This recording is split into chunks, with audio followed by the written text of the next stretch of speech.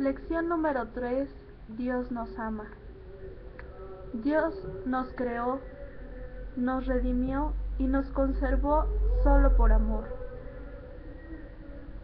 Hemos contemplado las 4 etapas de la revelación dentro del plan de la salvación: revelación natural, revelación primitiva o patriarcal, revelación mosaica y profética, y finalmente la revelación mesiánica o cristiana. Vamos ahora a penetrar estos conceptos más profundamente para extraer importantes consecuencias. La iniciativa por parte de Dios.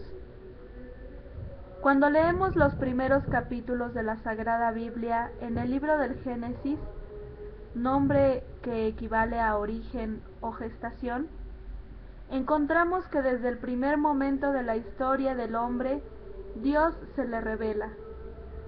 No solo porque la naturaleza toda se lo mostrará como su causante, religión natural, sino porque tomando la iniciativa él primero, Dios habló al hombre y no solo, sino que le acompaña en el lugar en que le había colocado, y le auxiliaba en la tarea de comenzar a ejercer su liderazgo sobre la creación. Como vemos en Génesis capítulo 2, versículo 19.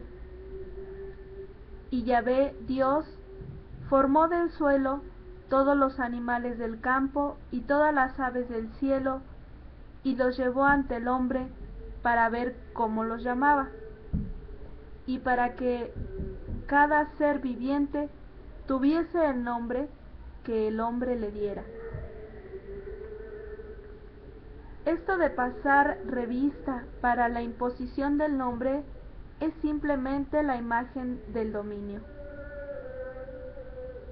Concordancia de revelación, ciencia. Mucho ha escudriñado la ciencia sobre los orígenes del universo. Los pretendidos sabios que quieren prescindir de un Dios creador han elaborado teorías, las más ingeniosas y extravagantes, para obtener una explicación acerca de la existencia de la materia, de la vida y del universo en general. Pero nunca han dado una feliz respuesta. O el universo ha existido siempre, o tuvo un origen en algún momento. En el primer caso, siendo eterno, sería infinito, perfecto e inmodificable, ya que toda modificación lo haría imperfecto y desde luego comprobaría su no eternidad. Siendo patente todo lo segundo, el universo necesitó de un creador, más aún de un mantenedor para no volver a la nada. No queda entonces más salida que la aceptación de la existencia de Dios, y ninguno que sea sensato y bien intencionado tomará otra solución. ¿Cómo entender la Sagrada Biblia? Antes de seguir adelante conviene hacer un alto para hacer una advertencia. La Sagrada Biblia es un mensaje religioso, no un libro científico sobre cosmogonía o antropología, sino que se mira así, de inmediato se encontrará en ella una serie de contradicciones, producto de una errónea utilización del texto sagrado que fue escrito, no para ilustrar sobre ciencias humanas, sino acerca de las verdades eternas de la religión, pero que para ello, atendiendo a las circunstancias humanas de época, pensamiento, costumbres y lugares, su forma de expresión se identificó con la del pueblo en cuyo seno se escribió. El problema del cómo. El relato bíblico enseña que todo es obra de Dios, pero no se ocupa de explicar los pasos que dio para llevarlo a cabo. Esto lo ha dejado a la investigación del hombre, al no incluirlo en la revelación divina. Ahora, que sí es cierto que esa divina revelación jamás podrá ser contraria a la verdad científica, ya que no pueden subsistir dos verdades contradictorias entre sí. De aquí que cuando el hombre de ciencia encuentre discrepancias, debe examinar si su verdad no está bien planteada o ha malinterpretado la Biblia al pedir de ésta afirmaciones que no le corresponden. Un ejemplo: la evolución. Una de las teorías más discutidas es la que mira al origen de las especies, habiendo surgido después de largas observaciones y estudios. La teoría de la evolución de las especies, cuyo principio general es este: las especies superiores proceden por evolución de perfeccionamiento de las especies inferiores, y en particular el hombre procede del cuadrúmano o mono. Esto, que sigue dentro del terreno de la hipótesis o supuesto, se ha venido a ver como una contradicción para la narración que hace la Biblia en el mismo libro del Génesis de la manera como Dios procedió para crear al hombre y a la mujer, de quienes dice que entonces Yahvé Dios formó al hombre con el polvo del suelo e insufló en sus narices aliento de vida, y resultó el hombre un ser viviente. Entonces Yahvé Dios hizo caer un profundo sueño sobre el hombre, el cual se durmió, y le quitó de las costillas, llenando el vacío con carne. De la costilla que Yahvé Dios había tomado del hombre, formó a una mujer y la llevó ante el hombre. Entonces éste exclamó: esta vez sí que es hueso de mis huesos y carne de mi carne. Esta será llamada mujer, porque del varón ha sido tomada. Por eso deja el hombre a su padre y a su madre y se une a su mujer, y se hacen una sola carne. Estos pasajes son tomados de Génesis capítulo 2, versículo 7 y del versículo 21 al 24. Interpretación del pasaje. Primero queremos llamar la atención, para mayor comprensión del texto, sobre un detalle muy significativo, donde se cita la palabra mujer. Llamamos la atención con el asterisco porque el juego de palabras que en el original hebreo se hace is, hombre, isha, mujer, o como si en español Adán hubiera dicho: esta será llamada varona, porque del varón ha sido tomada. Así se expresa la identificación hombre-mujer.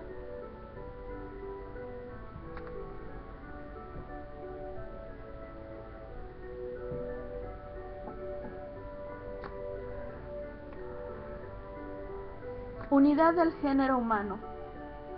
Y es que la palabra religión cristiana carece de importancia de cómo llegó a Dios a crear al hombre, si por un acto directo, un hágase, o por una evolución de perfeccionamiento, o por otro procedimiento cualquiera. De estos modos, es un acto creador. Pero dos cosas sí son de importancia esencial y verdades que debemos creer: la unidad del género humano, esto es, que todos los hombres y mujeres de todas las razas y de todos los tiempos proceden de una sola pareja con plena igualdad, de hombre y mujer,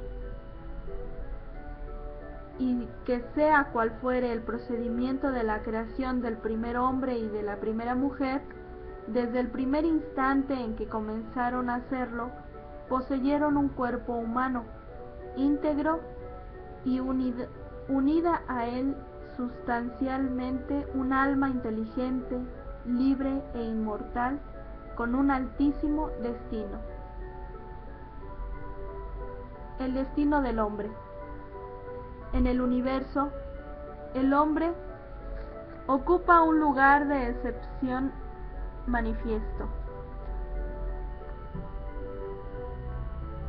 Tal como en el mismo Génesis se describe.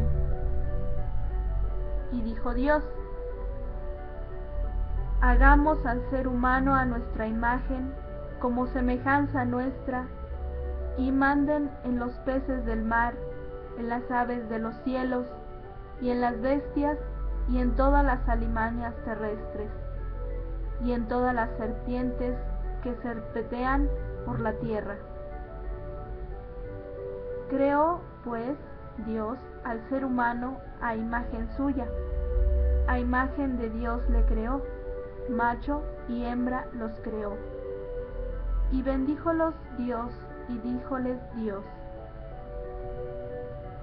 sed fecundos y hechid la tierra, sometedla, mandad en los peces del mar, y en las aves de los cielos, y en todo animal que serpentea sobre la tierra.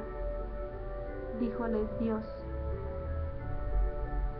ved que os he dado una hierba y semilla que existen sobre la faz de toda la tierra, así como todo árbol que lleva fruto de semilla. Para vosotros será de alimento, y a todo animal terrestre, y a toda ave de los cielos, y a toda sierpe de sobre la tierra, animada de vida. Toda la hierba verde les doy de alimento. Y así fue. Vio Dios cuanto había hecho, y todo estaba muy bien. Esta cita fue tomada de Génesis capítulo 1 del versículo 26 al 31. Toda bondad tiene un fin. Como vemos, todo el universo fue puesto por Dios al servicio del hombre, porque todo lo que es bueno es comunicativo. Absurdo sería el bien sin ser comunicativo, pues sería el bien sin realizarse. De inmediato surgen dos preguntas: ¿y Dios? ¿Y el hombre? ¿Cuál es su fin? Dios solo puede tener un fin, el mismo, la suma bondad que Él es, el absoluto que es Él en su fin, y no podría ser de otro modo, puesto de no ser Él su fin, tendría que estar fuera de Él en alguna criatura, lo cual es un absurdo, pues el ser infinito no puede tener como fin al ser finito. ¿Y el hombre? No satisfaciendo al hombre como su fin las demás criaturas, puesto que fueron colocadas todas por debajo de él, necesariamente su fin está en Dios. El hombre, como las demás criaturas, bien pudo quedar en un estado pasivo, involuntario y no inteligente, pero sus perfecciones de entendimiento y voluntad lo capacitaron a un fin mayor: hacer que bajo su dirección, sirviéndole a él, toda la naturaleza a través de él diera culto y gloria al Creador.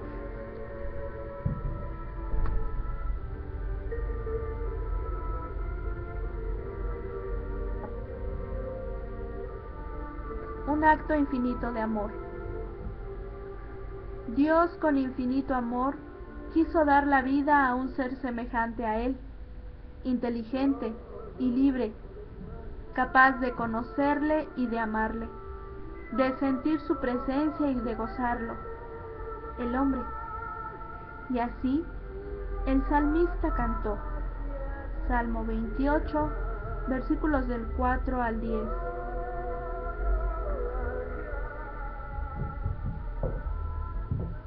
Al ver el cielo, hechura de tus dedos, la luna y las estrellas que fijaste tú, ¿qué es el hombre para que de él te acuerdes? El hijo de Adán para que de él te cuides. Apenas inferior a un Dios le hiciste, coronándole de gloria y de esplendor. Le hiciste Señor de las obras de tus manos. Todo fue puesto por ti bajo sus pies, ovejas y bueyes, todos juntos, y aun las bestias del campo, y las aves del cielo, y los peces del mar, que surcan las sendas de las aguas. Oh Yahvé, Señor nuestro, qué glorioso tu nombre por toda la tierra.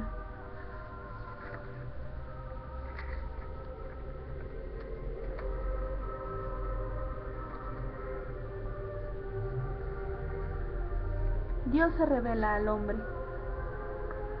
Desde luego le sería imposible que el hombre, ser finito, llegara al conocimiento de la esencia de Dios por sus propias fuerzas, pues por la contemplación de sus obras tan solo conoce de su existencia, pero no de cómo es Dios. Y aquí es donde el Señor sale al encuentro del hombre para dársele a conocer, no en cuanto a su existencia, sino en cuanto a su esencia o modo de ser. Dijo Dios a Moisés: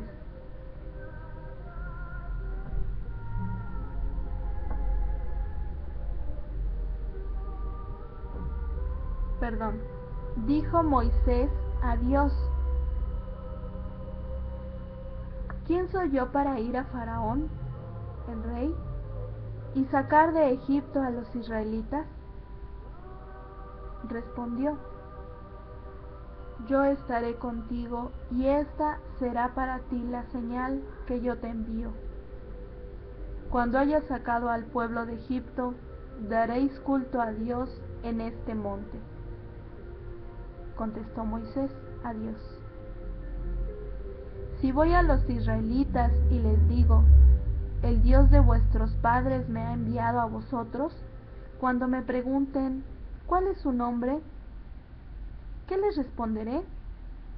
Dijo Dios a Moisés: yo soy el que soy.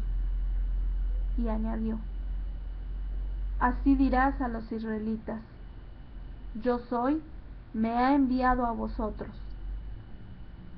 Cita de Éxodo, capítulo 3, versículo del 11 al 14. La esencia de Dios. Esta forma de nombrarse Dios, yo soy, se presta a conjeturas que dan lugar a diversas interpretaciones. Yo soy le viene bien a Dios como nombre para indicar que Él es el único que existe por sí mismo, sin que necesite de otro para ser. Yo soy. Fue la forma de autotitularse Dios para significar que, en tanto que los demás dioses de los pueblos paganos no eran formados por las manos y el fanatismo de los hombres, Él existe desde la eternidad por sí mismo y está muy por encima de la pobre concepción de diosecillos que los hombres se hagan. Yo soy expresa, finalmente, un acto de presencia inmutable puro, un no tener pasado ni futuro, solo presente. En efecto, Dios eterno es ayer, hoy y siempre. Todo lo demás comenzó a ser, dejará de ser, tuvo pasado, tendrá futuro. Antes no era, después ya no será. Algo así como si hubiera dicho, todo pasa, yo permanezco. La primera revelación. Así aconteció la primera revelación. Esta primera fue hecha al pueblo escogido, a los hebreos, y fue el primer paso de una serie de revelaciones, milagros y predicaciones, y figuras o imágenes, que realizado todo dentro del contexto de la historia de los hombres y de los pueblos, recibe el nombre de historia de la salvación. Y decimos que todo ello sucedió entre los hombres todos y los pueblos todos, porque si bien Dios comenzó esta historia con una patente preferencia por el pueblo hebreo, al que denominó su pueblo, en realidad es una resolución amorosa por salvar a toda la humanidad. Preciso le fue indicar su obra de salvación por medio de la segregación y formación moral y espiritual de una nación, destituida a servir de cuna del Salvador y ambiente adecuado a la redención decidida. La plenitud de los tiempos. De este modo, después de muchos siglos de espera, de revelaciones, milagros, predicciones, figuras y acontecimientos prodigiosos en medio del contexto histórico de las naciones, al llegar la plenitud de los tiempos por medio de Jesucristo, Dios y hombre verdadero, enviado del Padre, la revelación se completó y se hizo universal para todos los hombres de todas las naciones de toda la tierra.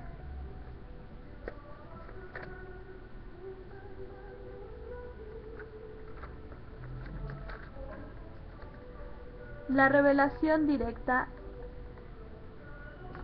Al venir Jesús terminó la revelación hecha a través de Moisés y los profetas, a la que llamamos indirecta, por cuanto Dios se comunicaba con su pueblo por medio de estos mensajeros. Pero en Cristo, la comunicación se vuelve directa. Dios mismo nos habla en la persona de su Hijo. Todo esto dijo Jesús en parábolas a la gente, y nada les hablaba sin parábolas, para que se cumpliese el oráculo del profeta. Cita tomada del Salmo 78, versículo 2. Abriré en palabras mi boca y publicaré lo que estaba oculto desde la creación del mundo. Cita tomada de Mateo capítulo 13, versículo 34. La aceptación de la revelación.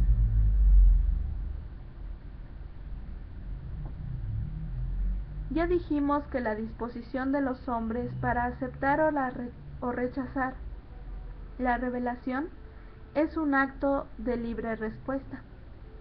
A Dios le complace que admitamos racionalmente la fe, y para ello nos auxilia interiormente con la motivación del Espíritu Santo, quien conduce al estudioso la luz necesaria para que encuentre a Dios cuando le busca con humildad, reconociendo su propia limitación, y exteriormente por hechos divinos, especialmente milagros y profecías, pruebas de su omnipotencia, de su bondad y de su salvación. Con todo, la revelación es bastante clara para ser aceptada por los que sinceramente buscan a Dios, y a la vez es bastante oscura para dar lugar a la duda en aquellos que no tienen buena voluntad para aceptarla.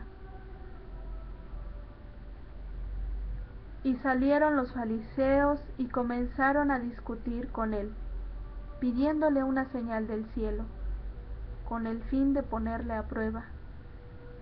Dando un profundo gemido desde lo íntimo de su ser, dice: ¿por qué esta generación pide una señal? Yo os aseguro, no se dará a esta generación ninguna señal. Y dejándolos, se embarcó de nuevo y se fue a la orilla opuesta.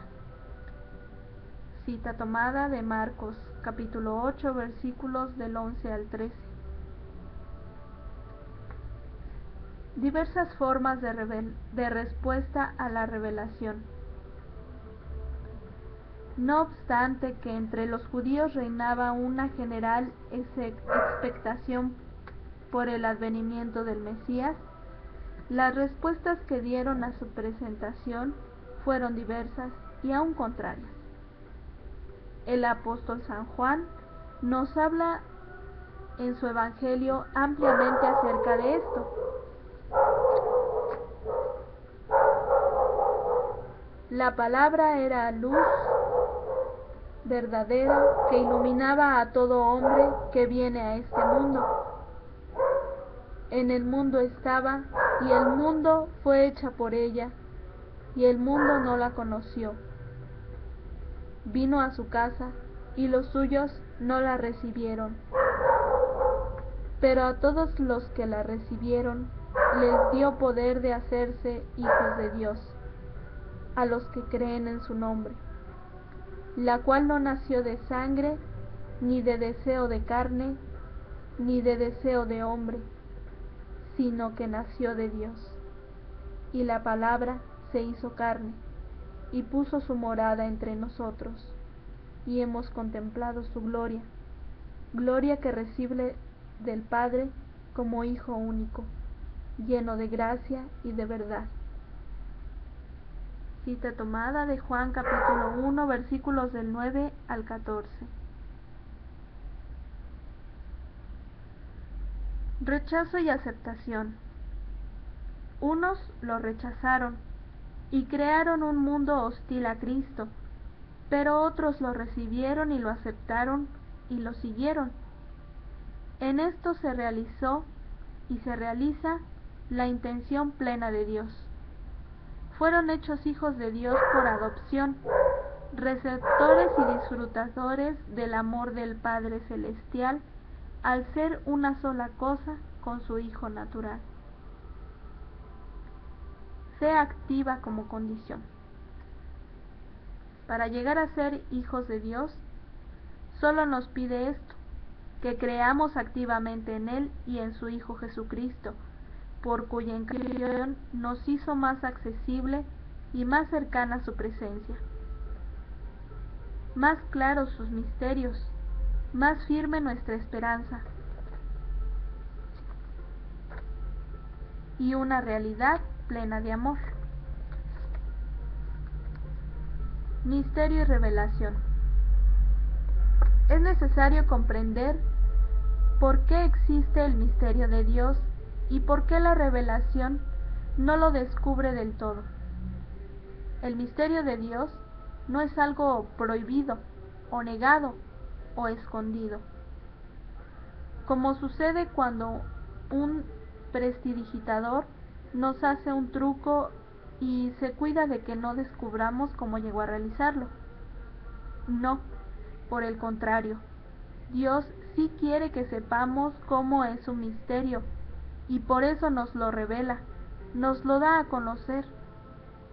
Sucede que el modo de ser de Dios es incomprensible para nuestro entendimiento por su infinitud, tal como pudiera suceder para una hormiga pretender comprender nuestra inteligencia. En tal situación, Dios, que sí quiere que sepamos cómo es Él, viene y nos lo dice, nos lo revela, como si nosotros llegáramos a hablar con la hormiga y le explicáramos cómo es que pensamos. Solamente por amor. Aquí es donde podemos llegar a vislumbrar cuánto nos ama Dios. ocuparse de su limitadísima criatura hasta el punto de allegarse hasta ella, platicar con ella y explicarle cómo es él, cómo es él. En entender algo de eso está la felicidad de ella, pues no para ahí tanta bondad. Para que la explicación y demostración del misterio sea lo más fácil posible, Dios se hace hombre como su criatura y sienta su morada entre los hombres, por amor. Resumiendo, siendo que Dios nada necesitaba de nosotros, Él nos amó primero. La ciencia bien dirigida encuentra en sus investigaciones a Dios. La Sagrada Biblia merece una interpretación correcta para que no se le considere lo que no es, ni libro científico, ni prueba de hipótesis alguna, es tan solo el libro religioso por excelencia. La verdad revelada y la verdad científica son una sola verdad, y por ello no cabe contradicción entre religión y ciencia. Por cualquier vía, Dios creó al hombre, una sola primera pareja con cuerpo humano perfecto y alma inteligente, libre e inmortal. De ello se sigue la unidad del género humano y su altísimo destino. Dios creó al hombre para dominar la naturaleza y glorificarle a él. El misterio de cómo es Dios fue revelado al hombre por Dios mismo. Jesucristo vino en la plenitud de los tiempos a ser Dios con nosotros, para que pudiéramos recibir de Dios mismo la revelación directa. El hombre, creado libre, puede aceptar o rechazar la revelación, y por ello Cristo es signo de contradicción. Ahora te invito a hacer unas reflexiones personales. Cuando Dios me amó primero, ¿cómo me toca corresponder? ¿He sabido encontrar a Dios en los bienes que me da la naturaleza? ¿Le doy a la Sagrada Biblia la veneración de un libro sagrado? ¿Me he detenido a reflexionar la expresión Dios con nosotros?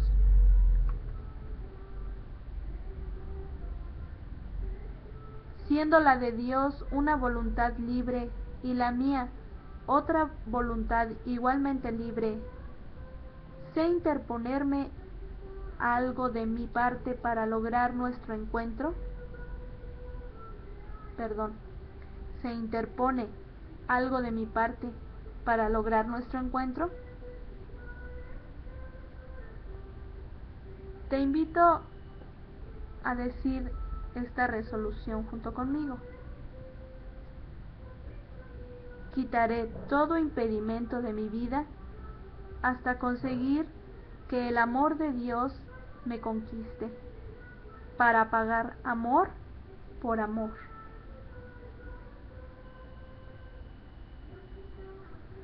Hasta aquí la lección número 3. Espero te sea de utilidad.